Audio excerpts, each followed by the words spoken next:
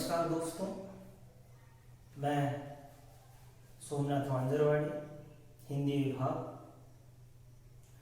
विवेकानंद महाविद्यालय की तरफ से आप सभी का हार्दिक स्वागत करता हूँ, आपका अभिनंदन करता हूँ। आज हम लोग एक ऐसे महामारी के दौर में जहाँ कई सारे व्यवधान समूचे समाज में जो उत्पन्न हुए हैं, शिक्षा क्षेत्र भी उससे अछूता नहीं रहा है। तो ऐसे समय में शिक्षा के लिए महाविद्यालय के द्वारा जो नई पहल की जा रही है उस ऑनलाइन अध्ययन पद्धति के माध्यम से, जिसका हम लोग आज आगाज करने जा रहे हैं। तो आज हम लोग देखेंगे कि हिंदी साहित्य के अंतर्गत, यानी कि हिंदी विषय के अंतर्गत जो हिंदी के स्नातक के विद्यार्थी है उनके लिए कौन कौन से प्रश्न पत्र है। तो आज हम लोग बात करते हैं, मैं जिस प्रश्न पत्र की बात करने जा रहा हूँ, हम लोग जिसको पढ़ने जा रहे हैं उसका नंबर है प्रश्न पत्र क्रमांक 10 और उसका नाम है आदि तथा मध्यकालीन हिंदी साहित्य का इतिहास। विषय में प्रवेश करने से पहले हम लोग उस पाठ्यक्रम पर थोड़ा सा प्रकाश डालेंगे जिसको हमें आगे पढ़ना है। तो शुरुआत करते हैं कि इस पाठ्यक्रम में मुख्यतः 4 मुख्य विषय है, टॉपिक्स है। तो उस पर पहला जो टॉपिक्स है उसका नाम है हिंदी साहित्य इतिहास लेखन स्रोत एवं परंपरा। इसके अंतर्गत 2 टॉपिक्स है। उसका पहला टॉपिक्स है हिंदी साहित्य इतिहास लेखन के प्रमुख स्रोत। दूसरा जो है वो है हिंदी साहित्य इतिहास लेखन की परंपरा, जो कि बुनियादी टॉपिक्स है विषय को लेकर। इसके अंतर्गत इसके बाद जो दूसरा टॉपिक्स आता है जहां से हिंदी साहित्य की शुरुआत होती है, उस दूसरे टॉपिक्स का नाम है आदिकाल। आदिकाल के अंतर्गत मुख्यतः 3 टॉपिक्स है, जिसमें पहला टॉपिक्स है आदिकाल की सामाजिक पृष्ठभूमि, आदिकाल की राजनीतिक पृष्ठभूमि तथा आदिकाल की सांस्कृतिक पृष्ठभूमि। यह रहा पहला। उसके बाद दूसरा जो टॉपिक्स है वो है आदिकालीन साहित्य। इसके अंतर्गत हम लोग देखते हैं 4 साहित्य हम लोगों को देखने को मिलते हैं। पहला है वीरगाथा साहित्य, दूसरा है सिद्ध तथा नाथ साहित्य, यानी कि सिद्ध साहित्य और नाथ साहित्य। उसके पश्चात है जैन साहित्य। ये रहा साहित्य का। उसके बाद तीसरा जो टॉपिक्स है, तीसरा और अंतिम दूसरे टॉपिक्स के अंतर्गत आने वाला, उसका नाम है आदिकालीन रचनाकार या साहित्यकार, जिसमें प्रमुख रूप से जो साहित्यकार रचनाकार रखे गए हैं उनमें पहला नाम है आमिर खुसरो का, जो पोखड़ी बोली हिंदी का पहला कवि माना जाता है। दूसरा है विद्यापति, जिन्हें मैथिल कोकिल, मैथिली का कवि, यानी कि कई सारी उपाधियों से सम्मानित कवि है। और तीसरा जो है वो मराठी के सबसे प्रमुख संत कवियों में आते हैं, उनका नाम है नामदेव। ये रहे 2 टॉपिक्स। इसके बाद जो आता है उसका नाम है भक्ति काल, जिसको हिंदी साहित्य के इतिहास में, हिंदी साहित्य में स्वर्ण युग कहा जाता है, गोल्डन टाइम कहते हैं। उसके अंतर्गत भी मुख्यतः हम लोग देखते हैं 3 टॉपिक्स है भक्ति काल के अंतर्गत। पहला टॉपिक्स है भक्ति काल की सामाजिक पृष्ठभूमि, भक्ति काल की राजनीतिक पृष्ठभूमि, भक्ति काल की सांस्कृतिक पृष्ठभूमि। यह रहा पृष्ठभूमियों का पहला टॉपिक्स। उसके बाद जो दूसरा टॉपिक्स आता है भक्ति काल के अंतर्गत वो है भक्तिकालीन साहित्य। भक्तिकालीन साहित्य जो है मुख्यतः 2 धाराओं में प्रवाहित होता है। उसमें पहली धारा है निर्गुण भक्ति साहित्य और दूसरी है सौण भक्ति साहित्य। तो निर्गुण भक्ति साहित्य के अंतर्गत भी 2 उपशाखाएं देखने को मिलती है। पहली है संत काव्य धारा, जिसको ज्ञानाश्रयी कहा जाता है, संत काव्य धारा। और दूसरा है सूफी काव्य धारा। उसके बाद सगुण भक्ति साहित्य के अंतर्गत भी दो धाराएं देखने को मिलती है। एक है राम भक्ति साहित्य और दूसरी है कृष्ण भक्ति साहित्य। इसके पश्चात भक्तिकाल के अंतर्गत जो आने वाला टॉपिक्स है वो है भक्तिकालीन प्रमुख रचनाकार या साहित्यकार, जिस पर हम लोगों को प्रकाश डालना है, या भक्तिकालीन जो प्रमुख कवि रहे उनमें पहला नाम है कबीरदास, उसके बाद है मलिक मोहम्मद जायसी, उसके पश्चात तुलसीदास और सूरदास। इन चार कवियों को पढ़ना है। ये रहा भक्ति काल का तीसरा टॉपिक से रहा। इसके पश्चात पंचम सत्र के लिए जो अंतिम टॉपिक्स है, चौथा टॉपिक्स हम लोग जिसको पढ़ेंगे उसका नाम है रीतिकाल, जो भक्ति काल के बाद आता है। रीतिकालीन जो साहित्य है, रीतिकालीन साहित्य के अंतर्गत हम लोग देखते हैं कि इसमें जो टॉपिक्स पढ़ेंगे हम लोग, पहला टॉपिक्स है रीतिकालीन पृष्ठभूमियां है, जिस पर हम लोग गौर करेंगे, जिस पर प्रकाश डालेंगे। रीतिकालीन पृष्ठभूमियों के अंतर्गत पहली पृष्ठभूमि आती है रीतिकाल की सामाजिक पृष्ठभूमि, रीतिकाल की राजनीतिक पृष्ठभूमि और रीतिकाल की सांस्कृतिक पृष्ठभूमि। इसके पश्चात हम लोग रीतिकाल के अंतर्गत जो अगला टॉपिक आता है वो है रीतिकालीन साहित्य की। रीतिकालीन साहित्य जो है तो तीन धाराओं में प्रवाहित होता है। उसमें पहला है रीतिबद्ध साहित्य, दूसरा है रीतिबद्ध साहित्य, रीति मुक्त साहित्य और रीति सिद्ध साहित्य। इन तीन धाराओं में साहित्य प्रवाहित होते हुए हम लोग देखते हैं। और अंतिम रीतिकाल के अंतर्गत जो अंतिम टॉपिक्स आता है वो है रीतिकाल के प्रमुख रचनाकार, जिसमें हम लोग देखते हैं पद्माकर, केशवदास, बिहारी, घनानंद और भूषण। ये समूचा आपका सिलेबस है जिसको पंचम सत्र के अंतर्गत रखा गया है। तो देखते हैं हम लोग इन चार टॉपिक्स पर अगर हम लोग गौर करेंगे तो हम लोगों को देखने को मिलता है जो पहला टॉपिक्स है वो हिंदी साहित्य के इतिहास लेखन और उसके प्रमुख स्रोतों पर प्रकाश डालता है, उसकी जानकारी हम लोगों को देता है कि हिंदी साहित्य का इतिहास लिखने के लिए कौन कौन से स्रोतों का अवलंब किया गया, कहाँ कहाँ से जानकारी मिली, उन स्रोतों पर प्रकाश डालेंगे। और दूसरा जो है हिंदी साहित्य का इतिहास, लेखन का आगाज कब हुआ,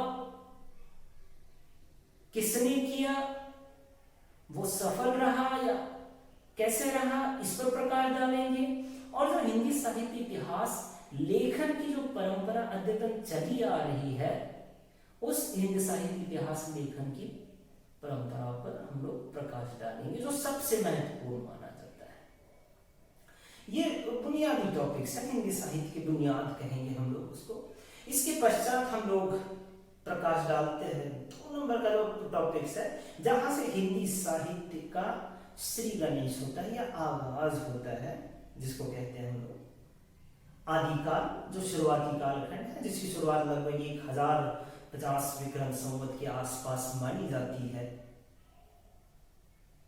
तो हिंदी का जो शुरुआती कालखंड है 1050 से लेकर 1375 तक के कालखंड पर हम लोग प्रकाश डालेंगे, जिसमें आदिकालीन जो पृष्ठभूमियां है, विभिन्न सारी पृष्ठभूमियां, जिसमें सामाजिक है, सांस्कृतिक है और राजनीतिक है, इस पर प्रकाश डालेंगे। क्योंकि सामाजिक पृष्ठभूमियों के ही परिप्रेक्ष्य में साहित्य का निर्माण होता है, तो पहले पृष्ठभूमियों पर प्रकाश डालेंगे, उसके पश्चात हम लोग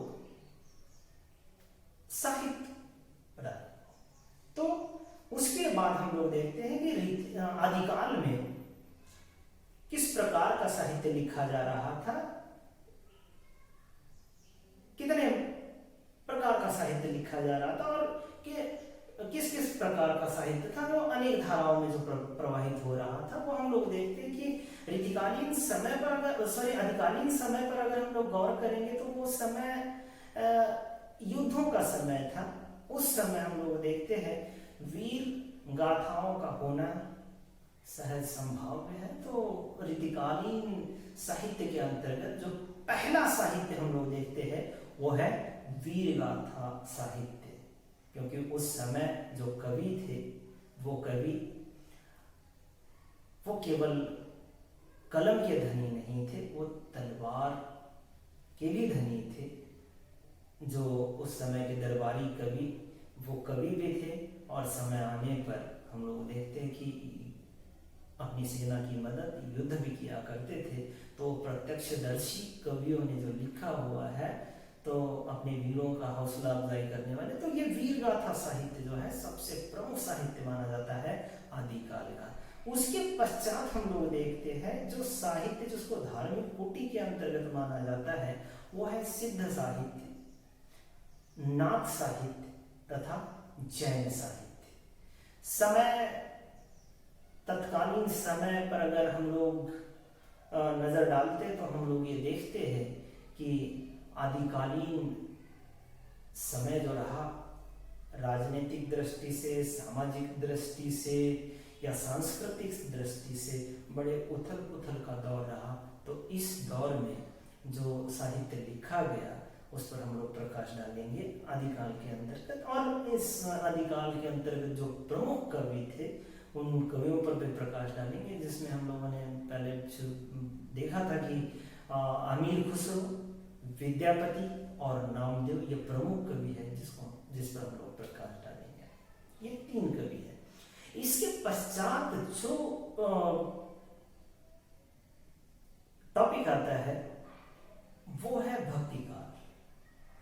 भक्तिकालीन जो समय रहा 1375 से लेकर 1700 तक का जो समय रहा, इस समय में राजनीतिक सामाजिक दृष्टि से भी वही उथल पुथल का दौर इस समय में भी जारी रहा, लेकिन स्थितियां बदली। तो उस समय हम लोग देखते हैं भक्ति का आगमन होता है और यही भक्ति साहित्य के केंद्र में आती है, और प्रचुर मात्रा में जब साहित्य लिखा जाता है तो इसी भक्ति को केंद्र में रखकर विद्वानों ने इसको भक्तिकाल का नाम दिया है। और यही जो भक्तिकाल है हिंदी साहित्य का, जिसको स्वर्णिम युग कहा जाता है, इस दौर में हम लोग देखते हैं पृष्ठभूमियों पर भी प्रकाश डालेंगे, जिसमें सामाजिक है, राजनीतिक है और सांस्कृतिक पृष्ठभूमियां हैं। उसके पश्चात भक्ति जो है, इस भक्तिकालीन साहित्य जो है 2 धाराओं में, मुख्यतः 2 धाराओं में उसकी उपशाखाएं देखने को मिलती है। वो है निर्गुण भक्ति साहित्य और सगुण भक्ति साहित्य, जहाँ की हम लोग देखते हैं कि भक्ति का संबंध ईश्वर के साथ है। तो ईश्वर के जो 2 रूप माने गए हैं उसमें है सगुण भक्ति साहित्य और निर्गुण भक्ति साहित्य। एक है सगुण ईश्वर तो दूसरा निर्गुण ईश्वर। दोनों ईश्वर को मानते हैं, लेकिन एक सगुण साकार ईश्वर को मानता है तो एक निर्गुण निराकार, जिसे आकार रहित, कण कण में समाया हुआ।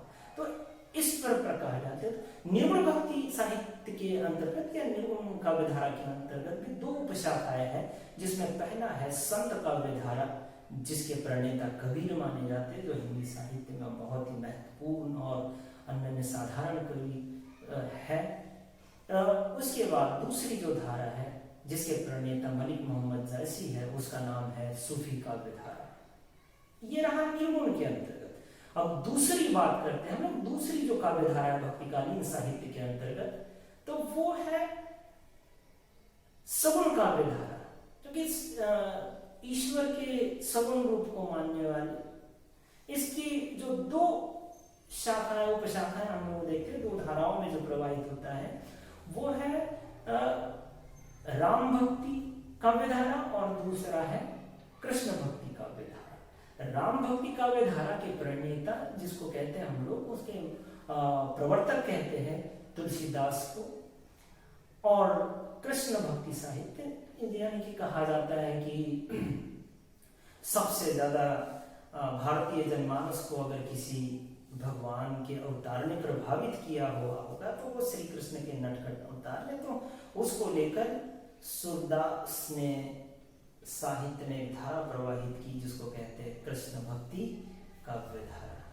ये रहा साहित्य का। उसके बाद हम लोग पढ़ेंगे कि भक्तिकालीन प्रमुख साहित्यकार या रचनाकार, जिसमें इन चारों धाराओं के जो प्रमुख कवि है, प्रवर्तक है, जो मुख्य कवि है, उसमें कबीरदास, जायसी, तुलसीदास और सूरदास, इसको हम लोग देखेंगे।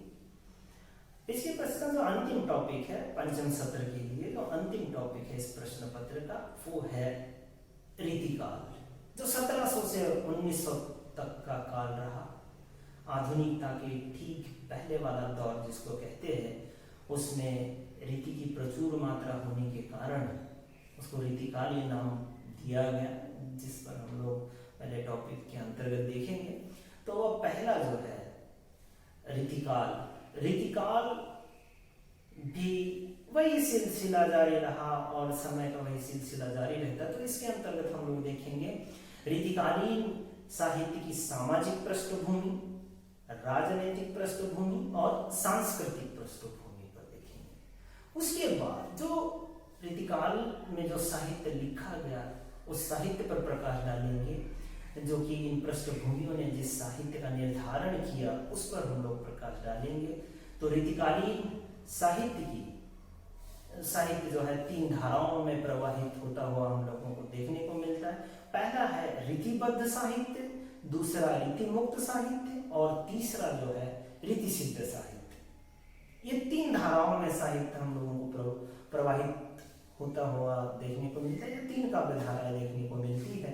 तो अंतिम इस पंचम सत्र के अंतर्गत आने वाला जो अंतिम टॉपिक्स है वो है रीतिकालीन साहित्य के अंतर्गत आने वाला रीतिकालीन साहित्यकार या रचनाकार। इसमें केशवदास, पद्माकर, बिहारी, घनानंद और भूषण, ये 5 मुख्य कवियों के बारे में हम लोग जानेंगे, उस पर प्रकाश डालेंगे। तो ये रहा कुल मिलाकर आप लोगों के पंचम सत्र के लिए जो पाठ्यक्रम है, प्रश्न पत्र क्रमांक 10, आदि तथा मध्यकालीन हिंदी साहित्य का इतिहास। जो पहले ये पाठ्यक्रम है जिसको हम लोग शुरुआत करेंगे। अगले इसमें हम लोग पहला टॉपिक जो है वो पढ़ेंगे, जिसका नाम है हिंदी साहित्य इतिहास लेखन के प्रमुख स्रोत एवं हिंदी साहित्य इतिहास लेखन